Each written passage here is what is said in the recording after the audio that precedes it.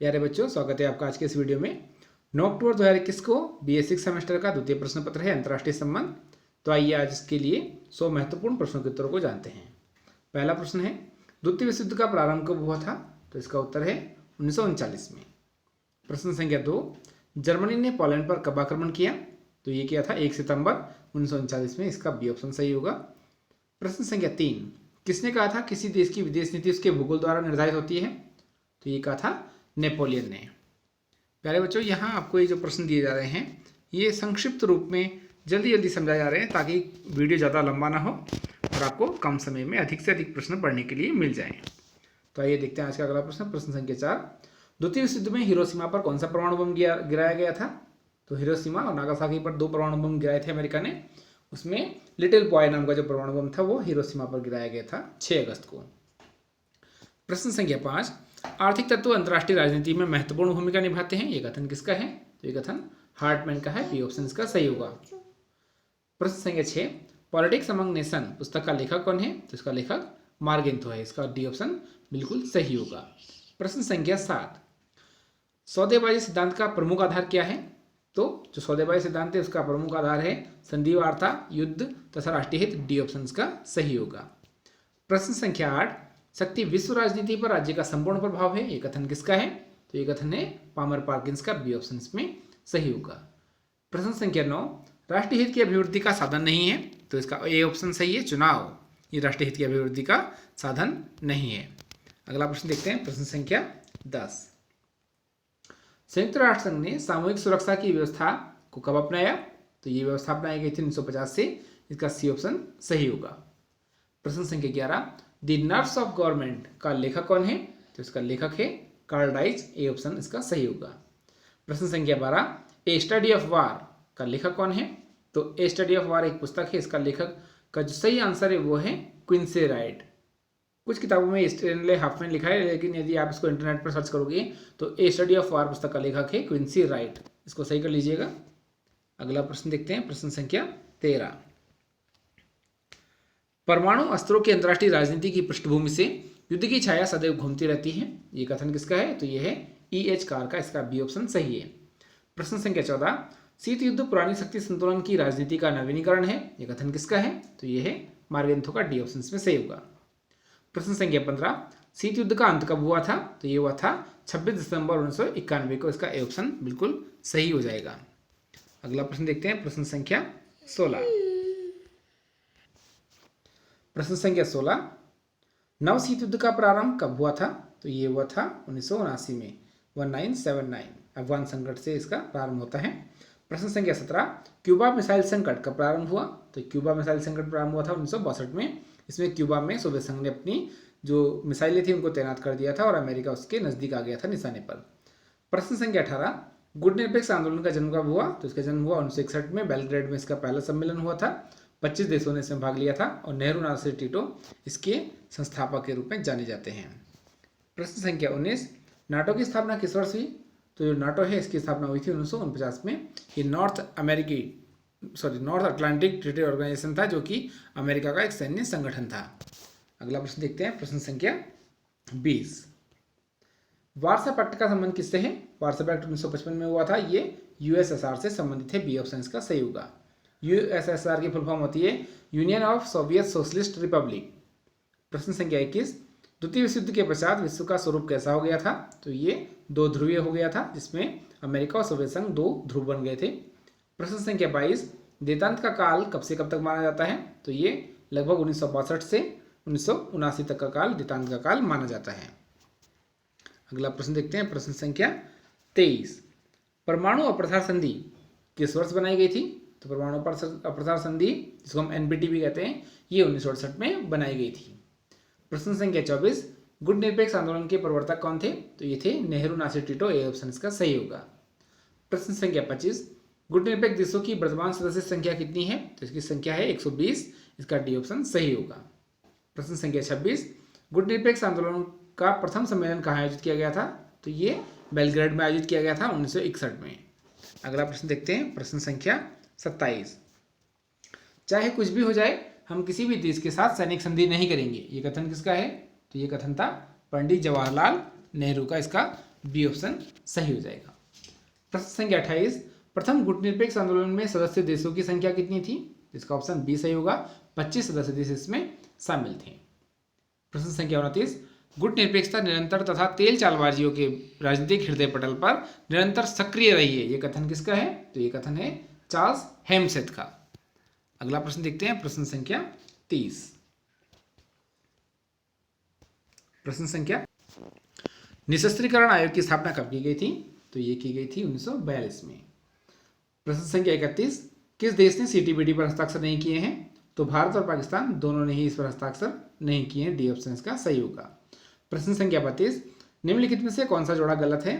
तो जो option D है पीटीबीटी पार्शियल टेस्ट पेनिट्रिटी, ये 1963 की है और ये जोड़ा गलत है। प्रश्न संख्या 33 देखते हैं। अगला प्रश्न, जैविक शस्त्र समझौता कब लागू किया गया था? तो ये लागू किया गया था 1975 में, बी ऑप्शन इसका सही होगा। प्रश्न संख्या 34, परमाणु प्रसार संधि 1968 में बनाई गई, इसे कब लागू किया गया? इसे 1970 में लागू किया गया, इसका ऑप्शन बी सही होगा। प्रश्न संख्या 35, परमाणु प्रसार संधि समीक्षा सम्मेलन कहाँ आयोजित किया गया था? तो इसका आयोजन किया गया था उत्तर कोरिया में। प्रश्न संख्या 36, संयुक्त राष्ट्र संघ की स्थापना कब की गई थी? तो ये की गई थी 24 अक्टूबर 1945 को, इसका आंसर सी सही होगा। प्रश्न संख्या 37, संयुक्त राष्ट्र संघ के संस्थापक सदस्यों की संख्या कितनी थी? तो इनकी संख्या थी 51, सी इसका ऑप्शन सही होगा। 51वां देश अगर पूछा जाए कि 51वां संस्थापक सदस्य देश कौन था, तो वो था पोलैंड। प्रश्न संख्या 38, संयुक्त राष्ट्र सुरक्षा परिषद में कितने सदस्यों के पास निषेधाधिकार है या वीटो पावर है? तो वो है 5 देशों के पास, अमेरिका, रूस, ब्रिटेन, फ्रांस, चीन, सी ऑप्शन इसका सही होगा।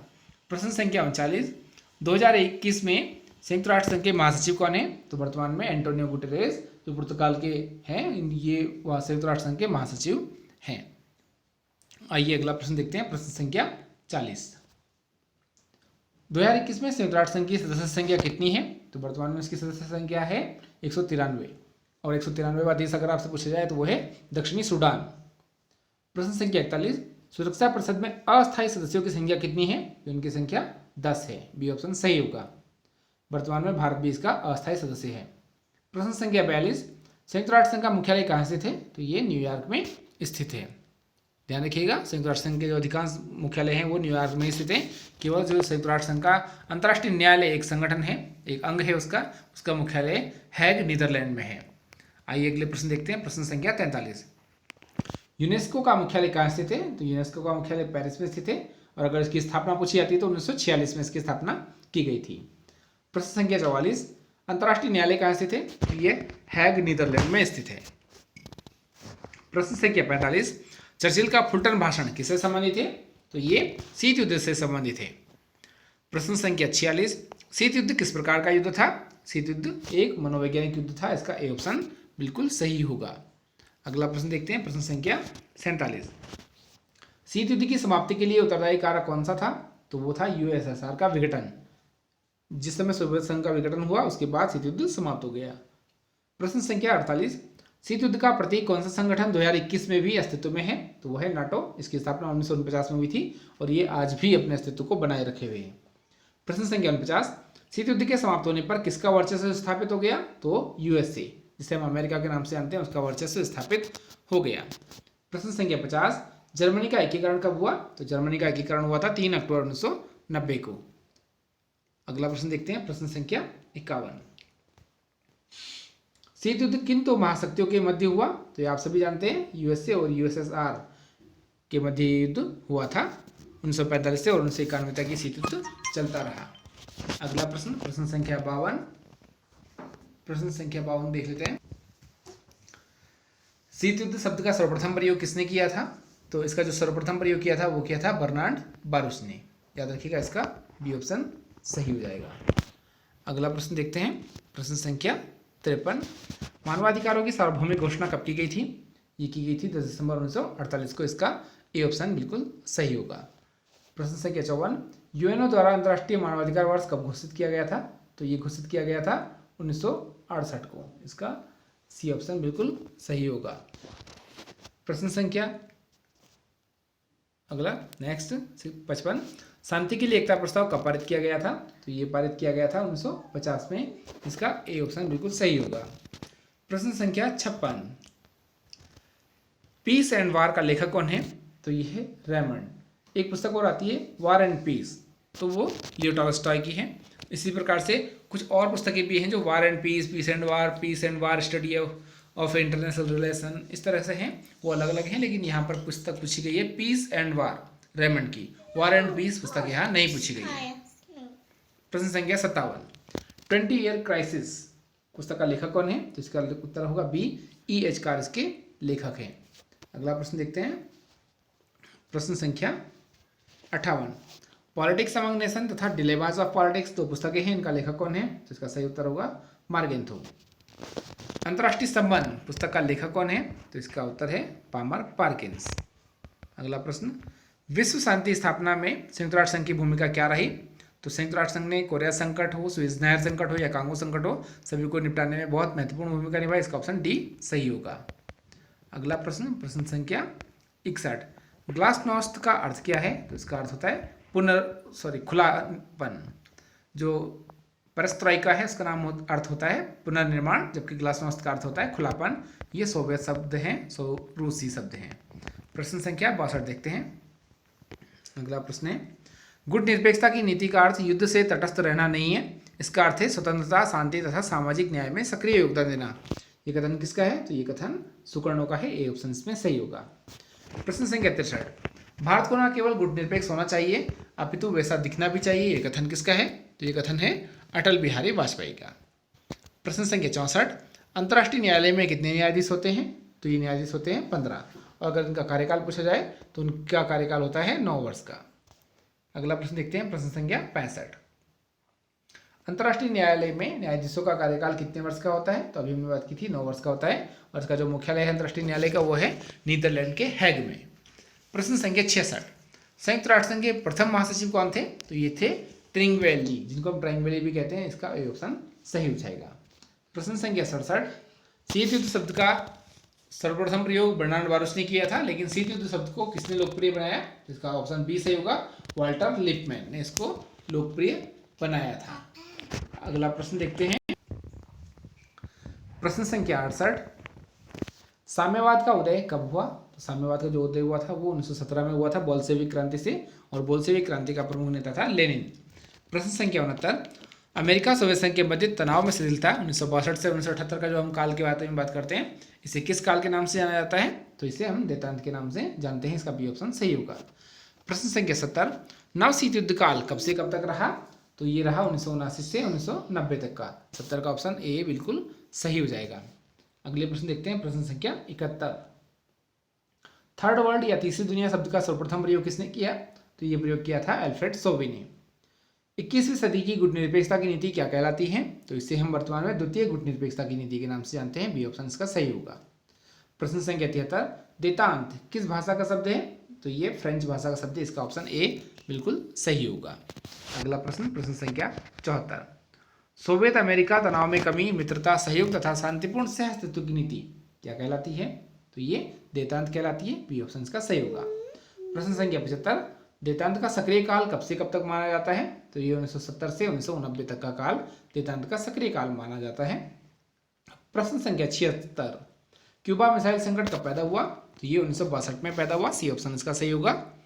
प्रश्न संख्या 77, स्टार वार्स या अंतरिक्ष युद्ध कब प्रारंभ हुआ? तो ये अंतरिक्ष युद्ध जो कार्यक्रम था वो 1983 में प्रारंभ हुआ था। स्टार वार्स प्रोग्राम इसे कहते हैं। अमेरिका के एक राष्ट्रपति थे रोनाल्ड रीगन, उन्होंने स्टार वार्स प्रोग्राम को प्रारंभ किया था। प्रश्न संख्या 78, स्टार वार्स कार्यक्रम की घोषणा किस समय के राष्ट्रपति ने की थी? तो इसका ए ऑप्शन सही है, रोनाल्ड रीगन।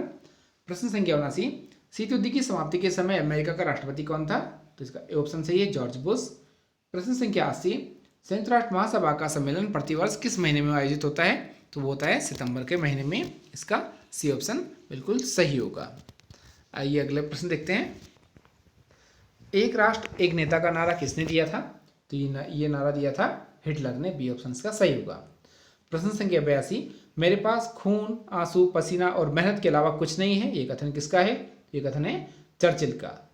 प्रश्न संख्या 83, स्वेज नहर का राष्ट्रीयकरण किस देश ने किया था? तो ये किया था मिस्र ने।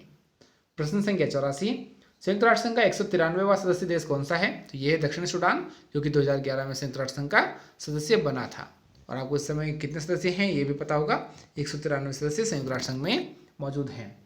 प्रश्न संख्या 85, संयुक्त राष्ट्र संघ में महासभा की प्रथम भारतीय महिला अध्यक्ष कौन थी? तो ये थी विजया लक्ष्मी पंडित। ए ऑप्शन इसका सही होगा। प्रश्न संख्या 86, संयुक्त राष्ट्र संघ की कार्यकारी भाषाएं कौन सी हैं? तो इसका जो सही आंसर है वो है बी, अंग्रेजी और फ्रेंच।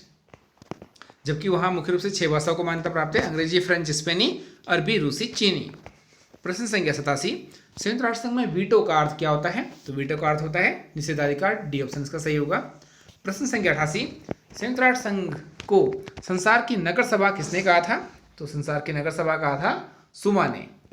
प्रश्न संख्या 89, संयुक्त राष्ट्र सुरक्षा परिषद संयुक्त राष्ट्र संघ की कुंजी है, ये किसने कहा था? ये कथन है पामर पार्किंस का।